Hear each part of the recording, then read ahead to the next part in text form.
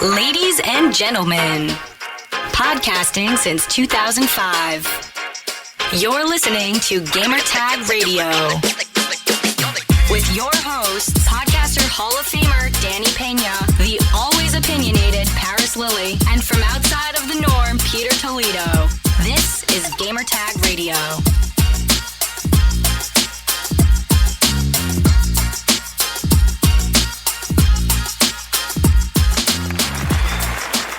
Welcome to Gamertag Radio episode 1077. This is your host, Danny, and I'm live from New York City here. And I would like to say thank you for listening to this episode of GTR. But first, head over to gamertagradio.com, post your comments and feedback, listen to our past episodes. You could also find us on any podcast app. All you have to do is just search for Gamertag Radio.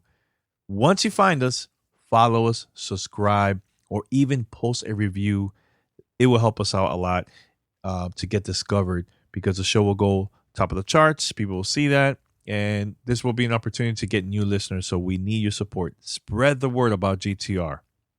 All right. If you would like to be part of our fan mail episode or segment, here's how you can contact us.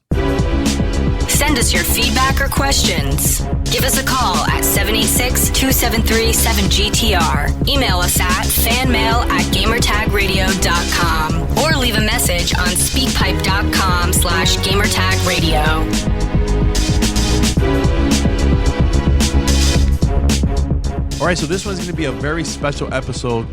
Recorded this at 368. Shout out to the whole crew over there. Zune, Gabe, Holly, Paul, Brandon from 368. They've always been very helpful every time I need to record a video or audio over there. So this one, I recorded this one a couple days ago, and I had a great roundtable discussion with Tony from Throwdown and also Holly. She's the community manager at 368, and we talked about Yakuza Like a Dragon is coming out for the Xbox One, Xbox Series X, PC, and PlayStation 4. So we had a great conversation about Chapter 5. This is a strictly preview audio about our experience, me as a newcomer and them as a veterans of the series. And we talked a lot. We talked for like a good 40 minutes or so, strictly about the series and also about this game, the differences, what was it that stood out to us, and why we had a blast playing this game. It's a great conversation. Please let me know your thoughts about this. Have you ever played a Yakuza game? Is this your first time? They're going to be playing it now with once it launches for the Xbox Series X on November 10th. Or if you are a veteran that you played this previously on PlayStation, what are your thoughts about this conversation? Let us know. Just hit us up, fanmail@gamertagradio.com. That's fanmail@gamertagradio.com. Or you could also hit me up through Twitter. Add me. My Twitter account is Godfrey. That's GODFREE. Or you can also hit us up and join our GTR community on Discord. Super easy. Go to discord.gg/GTR. That's discord.gg/GTR. All right, so we're going to play the audio and we'll be right back after this. You're listening to Gamertag Radio.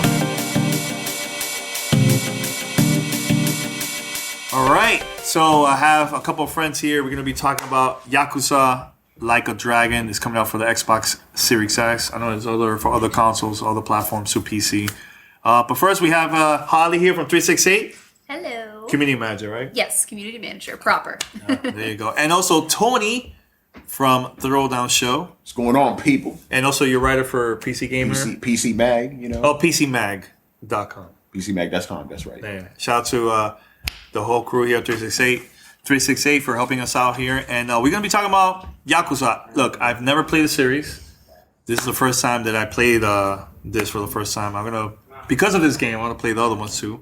But let's start with Tony. You're the veteran here. You're the one that played this for the longest because we're new, right? Newer. Okay. Yeah. I'm brand new today. But Tony, tell us a little about Yakuza. What was it that got you into the series? Yeah, so I started on the PS3 with Yakuza 3. I don't know the year, I don't remember, but it was like in the early 2010s, right? Mm-hmm. And the instant I played it, Danny, I was like, yo, this is Shenmue for like the new generation, you know? Like it had all the mini games, walking around the, Japan and stuff, doing a bunch of side stuff. But obviously it was different than Shenmue because it was a very like gripping story. It was very fast and all that. Then I started playing all the other Yakuza games after that. My favorite right now is Zero. That's like the joint right there. The Kiwami games were dope too. So, when we heard about Like a Dragon, that was going to be turn-based. So I was like, we'll see about it. I love turn-based games. Don't get me wrong, right? But it's like, because Yakuza, to me, Yakuza is not only the spiritual successor of Shenmue, right? But Streets of Rage, you're just going down the street chilling, and all of a sudden there's thugs there and beat the crap out of them, you know? So I was like, how is it going to work out? I just got to just sit back and just wait. But, we're going to delve into it, obviously, all three of us. But it's like, the combat, it feels like Yakuza, even though it's turn-based and all that. So as a veteran, right, like, it still has that Yakuza feel, like the combat is tight, the mini games are all like crazy, and most importantly, the story and the characters, even though there's new characters right now. We'll talk about it. We'll talk about that. It's still very Yakuza. So if you're like an old school Yakuza head that's hesitant about it, got nothing to worry about. This game is going to suit all your needs. It's fantastic. Now, Holly, you were talking. Yes. And I showed you the game for the first time today. But I know you've been a fan this year, right? This year, yeah. So Yakuza was actually the thing that got me through a lot of quarantine because I wanted a game that I could play that was new, because I thought about everything I had in my library and I said, well, I'm stuck in the house all day. I don't want to play something I've already played like 16 times. I need something new. So a friend of mine actually recommended that I try Yakuza. They were a huge fan of the series, and they recommended I start with Kiwami 1, which I did. And I started with that one on PC. And I played that mouse and keyboard, which I learned later was apparently not the way to go. And they actually tell you in the main screen when you load up the game, real Yakuza use a gamepad. So, like, they're judging you from the jump. But I was like, nope, mouse and keyboard. And I got that game to almost 100% achievements because I became so enamored with it. And I was so taken aback by how much I loved that game so quickly. It just absorbs you all of a sudden. Like, the story is a mile a minute, so dramatic. The mini games add a certain dynamic to it that, like, you have your dramatic moments in the story and everything's all sad and crazy, and then you're all of a sudden playing a karaoke mini game, so the tone is like all over the place, but in a good way. And then I started playing Kiwami 2, which I played using a PS4 controller. And so when I got to play Like a Dragon today, this was actually my first time playing with an Xbox controller, which was a bit of a challenge because you have to use specific buttons for certain rhythm games, and I kept having to look down at the key. I was like, wait, which one's X and which one's Y? But it's been a really fun experience so far. I can't wait to see more of the game. So look, we're only allowed to talk about chapter 5. So, and this is an early build. The game's coming out November 10th, and we got a very early copy of the game, which is interesting that Sega is taking that route, because usually a lot of Japanese companies, they wait closer to launch. I am very surprised that they managed to release this really early. That you mentioned, it's a whole month beforehand. It's a whole month? More than a month, actually. Yeah. Wow, yeah. So I got this a couple of days ago, before the 10th.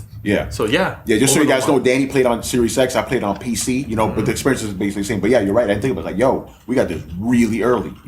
So this is the thing that stood out to me about the game. Like you said, as a newcomer. This is my first Yakuza game. I love the story, love the characters. Yes, like you said about Shenmue, it reminds me of that type of vibe. And yeah, you know what? You mentioned Streets of Rage. I never thought about that because I never played the previous Yakuza game. But yeah, you are right. It has that Streets of Rage vibe where you're fighting, thugs and gang members and different streets in Japan and stuff. But I love that Ichiban, that's the main character. Ichiban, So you have him and other characters with you. It's like 4 in total. 4 in total. So you're going to be controlling them all the time. I was not ready for my first fight because I thought it was going to be like the traditional. I didn't know it was JRPG until I started playing the game. So I'm there, and there was these guys like, "Hey, attack!" And they came up to me. And then it turned into this whole JRPG. I was like, wait, what? So I love the layout of press A for attack, etc. Items, like skills, items, the skills, all that stuff, right? But it was really like it was like stand out. Like you will see on the screen, like, huge. A typical JRPG has like a smaller font, this one was like out there, like, hey. So, what are your thoughts about, as a fan of the series, going from beat 'em up to JRPGs for you as a fan? You can go first. So I was extremely skeptical, and you guys saw my face before I started playing. Yes. When I first saw the trailer for this game, and I heard turn-based combat, that's not usually something you want to hear for your favorite beat-em-up game. I consider Yakuza a beat-em-up game because, especially in the first two games, you are going through the streets of Kamurocho, and then these random guys attack, just like what happened to you, and it just suddenly becomes a really fast-paced fighting sequence, very similar to older martial arts movies where there's so much action happening at once that it's hard to keep up almost, and you can learn different styles of fighting, and you can actually unlock even more as you progress through the game, and you learn new moves, and it becomes a really intricate part of the gameplay because you want to do side quests specifically so you can get a new move for like the Dragon of Dojima style. But with this one, you pretty much are given actions, so they lay it out for you as you can attack, you can perform an action, you can use an item, or you can guard. And graphically, like Danny said, it's very in your face. It reminded me of Persona graphically. Oh, yeah. Persona? Okay. Well, it is Sega technically. It is Sega, Yeah, right? so like I think so. Mad Persona, yeah. So they let you use actions, and in the previous games, there's a concept called a heat action, which is where you build up your heat meter, and then you can use special actions in the middle of the fight that actually do more damage, and you can use items in the surrounding area in a really dynamic way. And so I like to think of the actions in this new turn-based combat as like having a list of heat actions that you can perform, and then you obviously have your action points, and you can only use a certain amount in a certain time frame unless you replenish them. It's very Final Fantasy, so if you're coming from a Final Fantasy background, it's easy to jump into. I was very nervous that this was going to make the fighting feel less fast-paced, because I feel like turn-based combat really forces you to sit there and think about what your next move is, but they keep it very fast-paced because all of the moves are very seamless, and then there are cool moves you can do with everybody else that just gives you a cool cutscene. And I think all in all, I was pleasantly surprised. I was so nervous about it being turn-based, but I have to admit right now, I kind of love it. Oh, that's good. That's good to know. That's good to know. Now, what about you, Tony? Yeah, okay, so I was a little bit mixed because I love turn-based games, because I feel a lot of RPGs now, they do a lot of like real-time combat. I'm like, that's fine, real-time combat, but I'm like, I like the turn-based stuff. But I'm like, okay, got Yakuza, which has like a beat-em-up feel, but I also love turn-based. Like, how is this going to work? Like you said, I got in there, I'm like, whoa, this is legit. Here's the thing about the turn-based stuff. Even though you're still waiting for the other characters to take their moves, your characters and their characters are always constantly moving, right? And you also got to think, like, there's a lot of stuff in your environment, right? Like, for example, there's a thug there and there's a bicycle between you. If you press attack, your character will pick up that bicycle and hit them first and then do their move. Yeah, it depends. If it's like in the way, you'll pick it up. Now, another thing that I mentioned to you is every time they were about to attack, I will press B. So the enemy will miss, or my character will block every time they attack. So it's all about the timing. So even though it's turn-based, you can still do stuff. And then, what I liked is every single of the heat actions, they just call them that, you can press Y or X. Basically what Y is, if you press Y at a certain time, the action will come out fast, right? But if you press X, you just tap it a lot. It'll like for example, there's a spin move. It'll like hit more damage and stuff. I really like that. It's just very dynamic, and even though you can technically take your time doing the moves, you kind of want to move it fast. This feels like Yakuza. Yeah. And another thing I want to bring up, and we could talk about this in chapter 5, right? There's jobs in the game, just like a typical JRPG, right? If you played Final Fantasy 3 and 5 or Bravely Default, you know what I'm talking about. You can switch out your jobs. So you could actually make your characters have different skill sets, completely different from like main ones. Like, for example, made Seiko, she's the girl. I made her into a hostess, so she's hitting enemies with like a bottle of like wine or whatever, or ashtrays and stuff. I made two of the guys. I made one guy dressed like Kiryu. I made the other guy dressed like Goro. It's kind of the characters from the other games. So your advice, apologize, by you changing their jobs, you're gonna get new skills. You get new skills, yeah. But is it worth doing that instead of just keeping it the same in the game? No, here's my thing. Because I haven't unlocked all the jobs yet, right? But basically, with all the different amount of jobs you will be eventually given, you can actually tailor your party to suit your play style. You know, like, because what I would want to do is I would have one character that's like more focused on buffs and heals, another character that's more of a tank, another one's a fighter, and then another one's like balance and stuff. So you could actually do that with the jobs themselves. And each job has its own levels you could level up, just like a traditional JRPG. And then those skills carry over to other jobs too, you know? So it's really like dynamic and like in depth with how they get into that. Now, I played a couple of the mini games. There was one of a movie theater, which Holly tried that for the first time. And I'm like, I have to record this. So, Holly, how was your experience for the first time playing the mini game at the movies? Because the point is, your character, Ichiban, he can't go to sleep. Right. He has to stay awake. He's watching like a really boring movie. But you have to keep him awake the whole time. So, how was the experience playing that for the first time? I was so happy. I was. You're like, this is the game. You guys saw my face. I was like, the whole time. You're basically sitting in a movie theater. You're trying not to fall asleep, and there are these. They're called rams, like REM rams, which are like they have a ram head. They're in a suit, and then they keep going like this to try and get you to fall asleep. And they're like behind you in the movie theater, and it's a what do you call that? It would be a it's a reaction time game, so it's like your reflexes. That's the one. Wow, I don't have brain reflexes right now. That's why I forgot that. It's a reflex game, and so you have to press a button at a certain time, and then there are chickens that will pop up as well. And if you hit the chickens, they will you'll mess up your score. But if you don't hit the chickens, they'll bash a cymbal and they'll keep you awake. And so the whole purpose of this is just to make sure that you keep him awake, and you have a little health bar to make sure that you're awake, and you just have to react in time to press the buttons.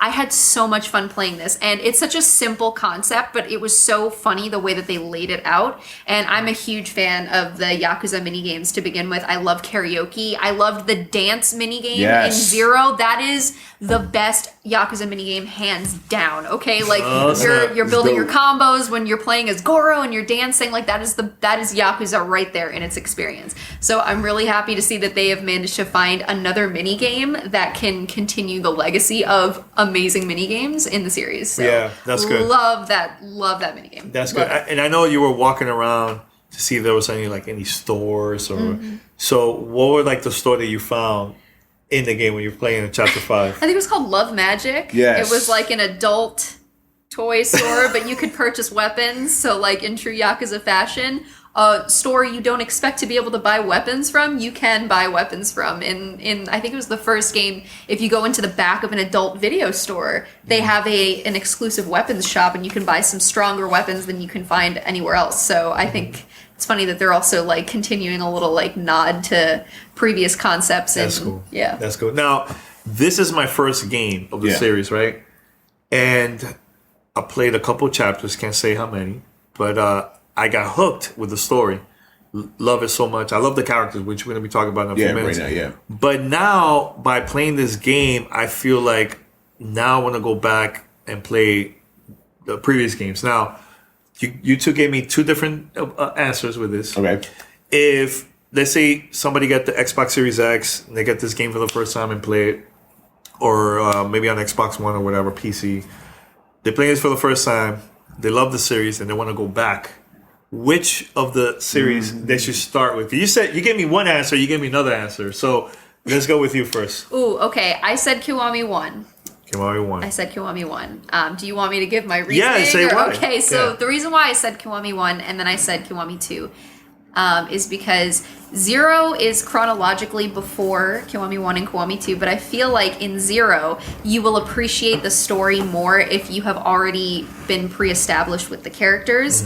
Because in 0, you learn the backstory of Goro, Majima, and Kazuma Kiryu, and those are the main characters. Well, Kiryu is the main character, and Majima is like, the guy that pops in here and there, but I feel like you can really appreciate their backstory if you've already spent some time with them narratively. So I believe that you start with 1 and 2 and then you jump to 0 so that you can get some backstory, but you can already have some level of familiarity with them first. All right, so Tony, Yeah. You do you agree with her or not really? I understand where you're coming from, right? But because if you guys check my Twitter, I always say to people, start with 0, right? Because I have played those games before, right? I started with 3, just so you guys know, and I feel that even though I will give that caveat, Goro is very different in 0, right? But chronologically, if you start with 0 and just play them straight, Kiwami 1, 2, 3, whatever, it feels like a complete story, and you understand where the characters come from. And plus, 0 is also like not as, even though it is a complex game, it's not as complex as they eventually become. So it's a very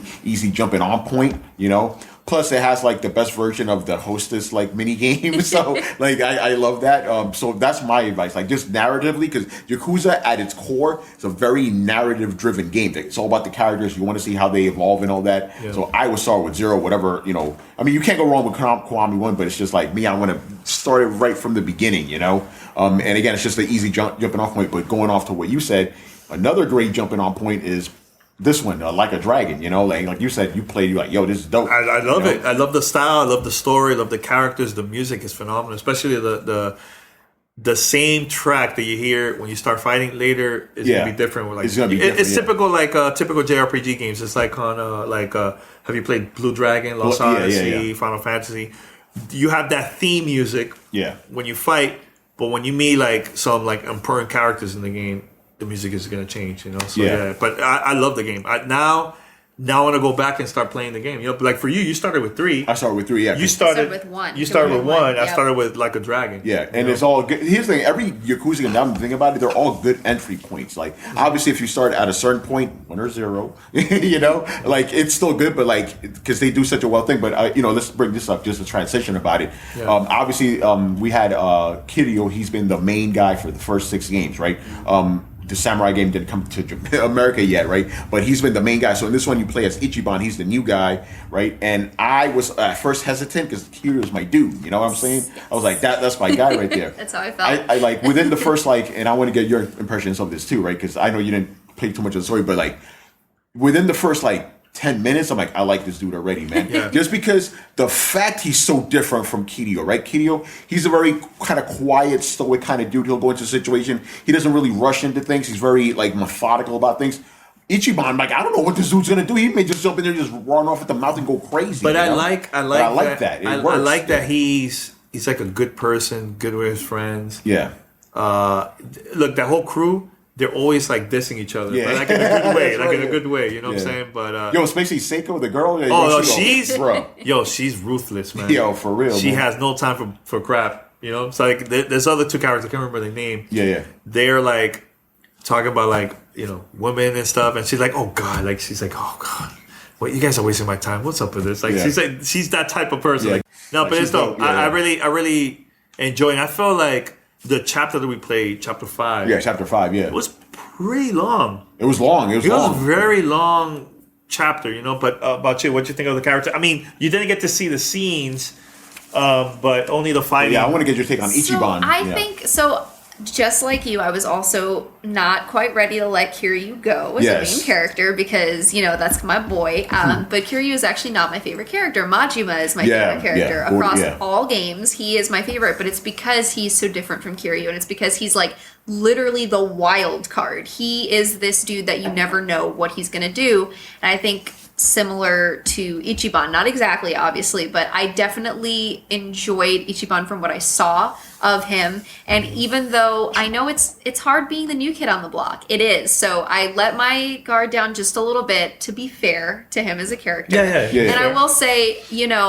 honestly, the first time I saw him, I was like, what fuck is going on with his hair? The fro. His hair it looks like one of those electric balls that has the electricity going everywhere. I just kind of took a moment when I saw his hair, but it grows on you. You learn to like him, and as you, especially with the JRPG element, I feel like you learn to connect with the character more because you're instructing them to do certain things and take certain actions, and you put yourself in the shoes of the character. So I did enjoy my time with Ichiban. I want to spend more time. I want to learn more about him because he does have a very interesting backstory, and it's not exactly similar to Kiryu's, but of course there's drama involved. He is very much another Yakuza with a heart of gold. So I think that I am very ready to see the rest of his story. Yeah, one thing I like about Ichiban, like, and this just makes him more relatable. He's a video gamer, like the reason there's turn-based battles is because he's obsessed with JRPGs. So he sees the world in that way, right? Like he even talks about it. It's like, hey, if we get that food, we're gonna level up. Like that's how he talks, you know. So it's kind of cool that he thinks like that. And I'm glad you brought up like he's like you got Goro, Goro, and you have Kiryu, very different people. Ichiban is kind of the middle guy, right? Because he could be calm, but then something could just set him off. So I think he's a good character like that. But I love the fact that he brings up Dragon Quest, like, yeah, I love Dragon Quest, like, bro, like he doesn't care. And if you see the enemies, they have red eyes just like the enemies in Dragon Quest. So I like how basically the world that you play in the game is through the character's eyes specifically, That's really cool. Yeah. It's a very self-aware stance to also take on a game. It's kind of tongue-in-cheek, like, oh, guys, if we eat that food, we'll level up. Like, get it? Yeah. It's a video game. Yeah. Now, my question to you guys, because I know there was only one game before this from the series that had English audio and also Japanese. Which one was that? That was the first Yakuza on PS2. On PS2. Yeah.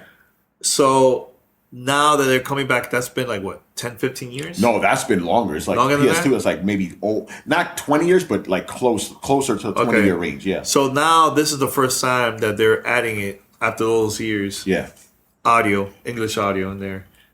I started playing English. I know you guys are used to the Japanese. Yeah. We'll get into that. But the voice actors that played these characters in English, they did a really good job. I got used to them like right away, quick. I'm like, okay, this is good. I'm gonna start playing it once the retail version. I want to play the Japanese version, But it was actually pretty good. It wasn't that bad. And I think the majority of people that are gonna start playing this are going to play this English. Yeah.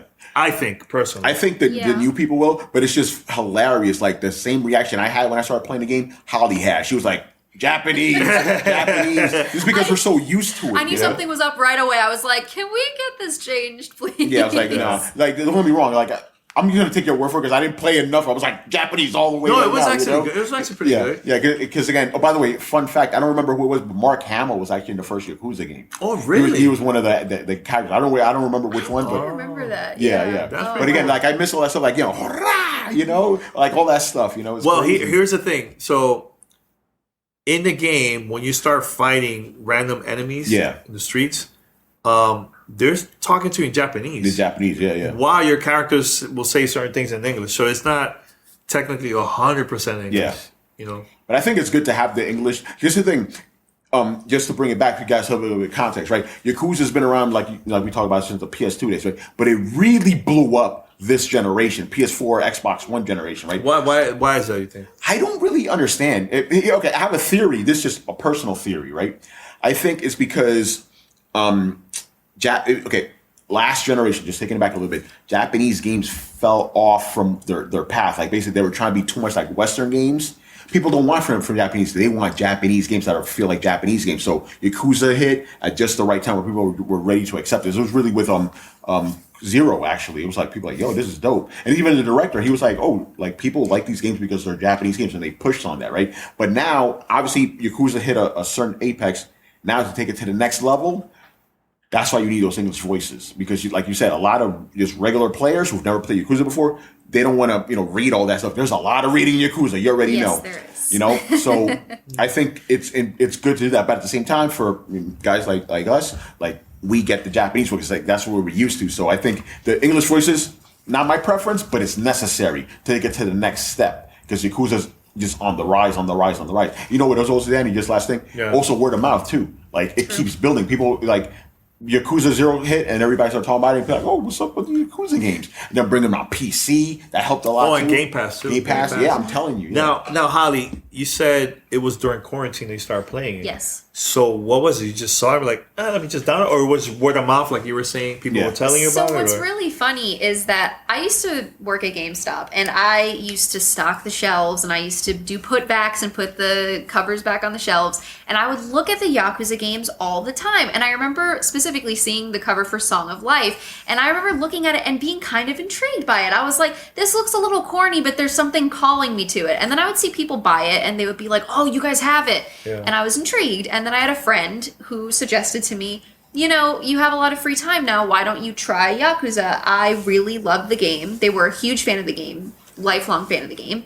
And they suggested it because they thought I would enjoy it. And they hit it right on the head. And so it was like an immediate thing. The first day that I started playing the game, I ended up playing for like 7 hours straight because I was so enamored with the story and the environment and how the pacing just feels very natural. Like you can make the pacing go at whatever speed you want. It doesn't you can clear the main storyline however fast you want, or you can choose, like I did, to leisurely go through all the side quests and learn all the fun little secrets that you can. So when it comes to language, though, honestly, I have to play in Japanese because it just sounds wrong to me for someone like Kiryu to be speaking in English. It just doesn't sound right. And that was actually my biggest gripe with Ghost of Tsushima. Ghost of Tsushima being a game about feudal Japan, and then they did all their mocap in English, and there is a Japanese voice acted option, but its native language is in English, so even when there's Japanese voice acting, they're speaking in English. Yeah, the lip sync is in there. So that's a problem, it bothers me so much. Something I've always really respected about Yakuza is that they do the mocap in English and in Japanese. Yeah. So they put in the extra work to make it feel authentic, and I think that's what sets apart from other games that have that option between English and Japanese. I think the only video game that I would prefer to play in English and not Japanese is Final Fantasy VII Remake, just because you're so used to hearing characters. That's right, I could not get by with listening to Aerith in Japanese. It just didn't sound right to me. So I think it's up to personal preference, but I do believe that allowing the game to be experienced in English as well opens the accessibility to it, because not everybody is down to play a game where they have to read a million subtitles. Yakuza has so many cutscenes.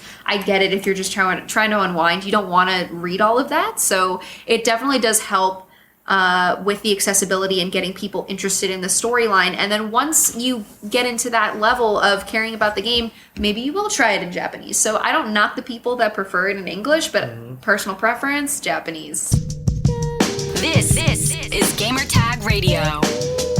Voicemail at 786-2737-GTR. Hello, GTR listeners. We're going to be talking about our sponsor for this episode of Gamertag Radio, and it's one of my favorite streaming services that I've been using now for a year, and that's Shudder. As the world's premier streaming service for horror, thriller, and supernatural content, Shudder is spooky 24/7, 365.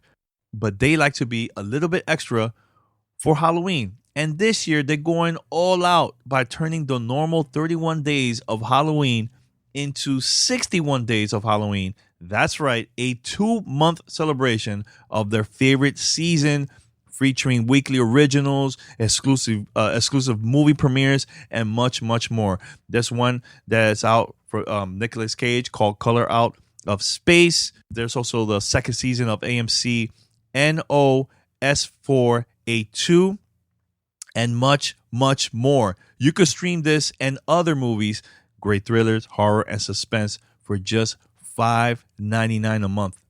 $5.99 a month. You want a year? It's $56.99 for the whole year. That's the one that I have. Again, Shudder has the largest, fastest, and growing selection of thrilling and dangerous entertainment. And you will have unlimited access to stream ad-free on your favorite devices, iPhone, iPad, Apple TV.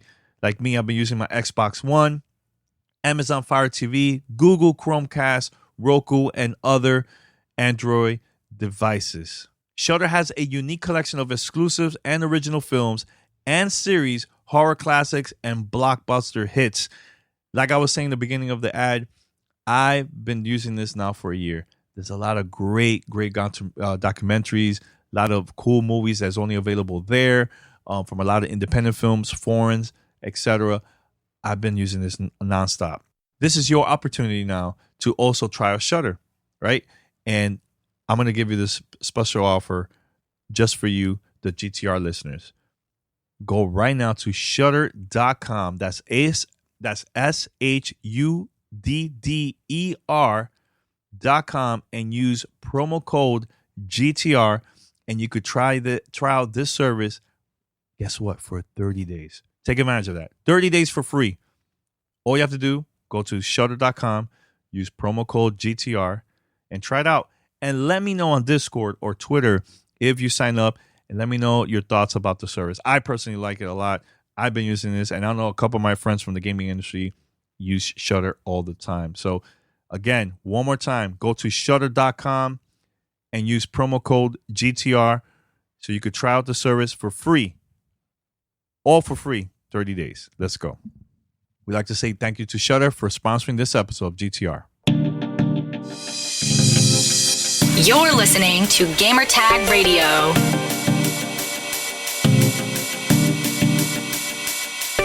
Well, I played it for the first time in English. Yeah. But you know what I noticed while playing this in English? The timing of like when the character moves with their mouth, it timed perfectly with the English audio. Okay, that's So good. they did a pretty good job. And I think Yeah. this is the first time, I think I heard this on Midget Nelson podcast or Xbox podcast, where they interviewed someone from Sega America, and they talked about that they wanted to make that as close as possible with the timing of the audio of both English and Japanese. They did a pretty good job with Yeah, it. that's good to hear because, like, obviously in the Japanese I played, the audio was synced up, right? So if you say the English one is synced up, that means No, it's really good. they took the time to do both of them, which is Yeah. important, you know? Yeah. Now, I have to say, I was excited playing this game. I pressed play, started chapter 5. That scene was long Yeah. for an introduction. And I talked to multiple people that have the game too. They're like, yeah, it's my first time. But man, that intro is pretty long. The series is like that overall. It is. It's This very is much new to Metal me, Gear so- solid cutscene. Yeah, but it Yeah, was yeah. not. It wasn't a bad thing because you will learn more about the characters, about once you get to see the scenes. But first timer, I was like, wow, is this supposed to be this long? It was long. Yeah, it's long, yeah. But they do that on purpose because Yakuza, again, it's all about the story and the characters, right? Like, even though, like, in the beginning may feel long, by the end of it, you want to have had that because it has so much impact by the end of it, Yeah. because you really feel like not only do you live the life of these characters, but you're in their head, you understand their motivations, So these long cutscenes, even though some people may be like, whoa, what's going on here? It's important for the story because that's what's really at the core of it, Like, there's a central story right there that just pulls you along and you want to keep seeing where it goes and stuff. And they always do these crazy twists, Like, I remember the year Zero came out, I was like, yo, this is the best story of the year, like, without a doubt, because it has so many crazy twists and stuff. And this game, obviously, we didn't finish it, but I'm pretty sure this is going to do all these crazy twists too. And it feels like it's enough as well because Yakuza is very much a self-guided game because there's so much of it that you can do on your own. And so because I ended up spending like 60-something hours just on Kiwami 1 because I looked at every side story, every mini game, every collectible, almost every achievement. So when you think about the time that you spend on your own in the game versus the time you spend with the story, it feels like it's fair that you have to go through all those cutscenes because it kind of makes up for you self-guiding yourself, and then it's giving you story to supplement the time that you're spending on your own to remind you, like, hey, let's bring you back into the story for a little while so that you can remind yourself what happened. So Now, I started playing the game, and I was doing a lot of more of the story missions. I maybe did like one side quest. For someone that just started, is it important to do more of the side quests and slowly do the missions, like the main campaign? Yeah, that's what I would do. Like, obviously, because of this preview, I try to play through the main story, but like the way I would normally play as just a regular gamer, I try to do all the side quests first, and then when those are done, then move on to the next story point. And then obviously doing the next story point opens up more side missions. Because here's the thing about side missions, if you guys don't, you don't know this as well. I told you a little bit about this, but the side missions are very different than the main story. Main story is very serious, like straight up crime story. Side missions are crazy. They're bananas. Really? Is that crazy? They are insane. Like you played when it was the guy with the baby formula. We could talk about this chapter 5. Yeah. There's this one mission where you're helping this guy. And he's like, I need to get baby formula for my baby, right?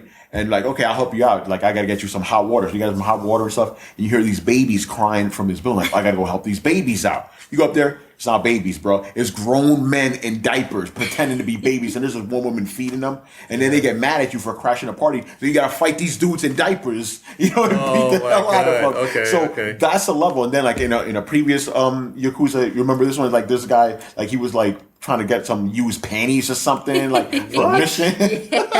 nuts, you know? It's just a guy with a shady bag. He's like, here, take this to this person. And then you find out you're selling used panties. And the woman's like, you're a pervert. And you're like, I didn't even know. I just doing a favor.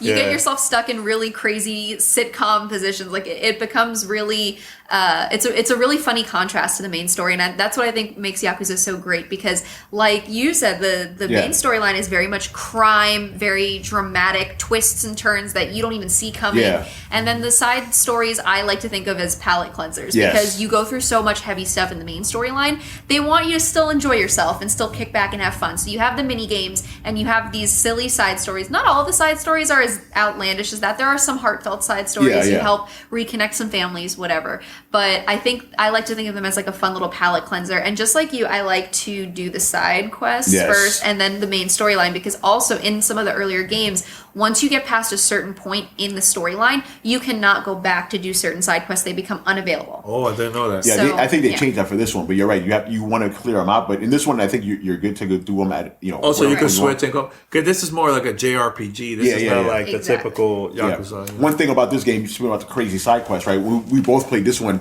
This one dude, he's like a hero for hire or something. Yeah. So basically, you find this one guy randomly, he's getting beat up by thugs. You help him out. He's like, oh, thank you. You're the hero for hire I called. And you're like, I'm not a hero for hire. What are you talking about? Then this dude shows up. He's wearing like a beautiful Joe mask. He looked like Mega Man. He looked like Mega Man. Like basically, like he's wearing a regular business suit, right? But he's wearing like a beautiful Joe Mega Man mask. You got to beat him up, and then he's like, "Yo, I'm gonna hire you. You're dope. You know how to fight." You know? And then Ichiban, he's like, "I need money. Sure, I'll do this." It's crazy. That's cool. That's cool. Do you see yourself like, let's say, now that you got to play the build, do you see yourself recommending this to other people, to your readers for sure? Oh, yeah. Listen, man, like you guys watching this, throwing out fans, like, get this. I know you guys, man, you like your Japanese games, get this joint. Like, and I know some of you PlayStation guys is keeping it real. You have to wait for the PS5 one on March. PS4 is going to be available. PS4 is available now. I don't know if there's going to do not now, but November 10th. Yeah, November 10th. But, this game is legit. If you like Yakuza games and you like JRPGs, you got to get this. Like, without a doubt. Like you got to get this. And again, and by the way, just quick thing as a reviewer, I know I could only play up to chapter 8, which I will get to, but I purposely stopped at chapter 7. I'm like, I just want to experience this. I don't want to play anymore. Like, I want to just sit down and just like drink it in, because it's just so good. It's good. I'm hooked. Yeah. Hooked with the series. So, what about you? You're gonna recommend people to try it out now that you finally got to play it? Not as long as us, but you play a couple of things, and you got to see the turn base, how it is. Just from what I've seen, I'm already very impressed. So, of course, I was very impressed with the fact that just picking up the game and starting to play felt like I was picking up from a save file in a previous Yakuza game. Like, it felt like I was picking up my Kiwami 2 file because all of the controls feel very natural again. The fighting, even though it's shifted to turn-based, still feels very natural. And it's not Kamurocho, but it feels like the streets of Kamurocho. Everything is very familiar in a very good way. So I think it's very easy to slip into, whether you are a new player or a veteran Yakuza player. And I think that this is also a great jumping off point for people if they want to just dip their toes into the Yakuza pool. I think this is a great introduction to the series. Sometimes what you really need is a game that shows off all of the best features of all of the games in the series. And I think that was Yakuza 0 before this game came out. And now I think that this game could be the poster child of the Yakuza series because it shows off all the fun mini games, all the fun mechanics, but you get to experience it from a new lens. So I will be recommending this to people, and I'm excited to play more. Yeah, I think this game is going to become even more mainstream than the previous games. I agree. Yeah. And plus, Xbox is marketing this like as a launch title for the Series X, so they're really pushing this with Sega. Yeah. So I think there's going to be a lot of new fans once they play this game and they finish it. They're gonna go back and play the older games on Game Pass or whatever. You saw my face. I just had an idea right now. Like, think about this, right? This is a new game for the next gen, right? There's not a lot of games for next gen. People are gonna be like, yo, let me try something out. I think having it as a next gen game is perfect because it's gonna really bring people in just because of the fact that there's not so many games out there. And then obviously this will springboard to the next Yakuza game. And people will have that basically they're gonna connect it. Like, this is a next gen game. It's for Xbox or PlayStation eventually. We got to keep going with Yakuza because, again, Yakuza's been going up and up and up and up this whole generation. I think it's just going to keep on building, Yeah. And the fact this is a launch game, It's going to be. I was actually really, I was very surprised that it was an Xbox launch, because traditionally Yakuza has been very much considered to be a PlayStation game, even though it was available on both PlayStation and Xbox. Everybody just assumes that it's more of a Sony title simply by virtue of being a Japanese game and a Japanese gaming company. Well, for a long time, it was just only on PlayStation. It was only this generation that started coming on Xbox, so it always has been. So that's why I'm so surprised to see Xbox kind of claim this one. But as someone that has played Yakuza on PC and PS4 and now Xbox, I can say that the experience is the same across the board, so I don't think that you should let that stop you. If you're a fan of one console over another, just experience the game however you can, but I will say that the experience it translates very well across all platforms. I highly recommend it. I'm hooked. I'm going to go back and I have to decide if I should go with the first Yakuza game or go with Zero. I have to figure that out. I'll let you decide that. I will relent and say I think for you, Zero. If you really like a Dragon a lot, you will translate well into this takes place after 6. This after 6, that's right. Like a Dragon takes place after 6, so okay. Yeah, and Zero takes place in the 80s, which is our era. Oh, that's my era. So wait, so the other series take place what, 90s, 2000s? Yeah, speaking about Yakuza, they don't really they take place in real time, kind of. You know what I'm saying? Like Hideo, like Hideo in the late 80s, he's in like his late 20s. So by 6, he's like 40s. You know, so he ages in real time. You know, that's cool. Yeah, so that's gonna be dope. Yeah. And one thing, you know, obviously this is up on Throwdown. If you guys want to check out Holly playing those mini games for the first time, there's a card right up there. Click on that. You can check that out. It's a lot of fun. Yeah, that's cool. All right, so we're gonna be out here. Thank you for watching here. Yakuza Like a Dragon. Short preview, not a review, short preview, and hopefully we'll get the review version. We'll have that coming later, close to launch. You know, so that's it. Just want to say thank you, Holly 368. Thank you, Tony. Throwdown Show. That's it. You already know, man. I don't need to plug myself. This is on Throwdown already, man. So just subscribe to everything: Twitch, YouTube, Twitter, all that. Throwdown Show, man. Follow us, man. All right, and everybody, Gamertag Radio listeners, we're out. Peace. This is Gamertag Radio. Voicemail at 786-2737-GTR.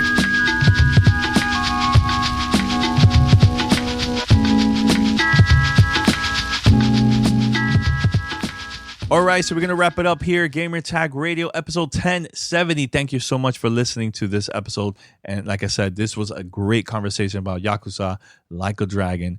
And we would like to get your feedback, your thoughts. If you're a veteran, newcomer, let us know your thoughts. All right, hit me up on Twitter. That's Godfrey, Godfree. Or email us, fanmail@gamertagradio.com. Again, thank you for listening. Until next time, we're out.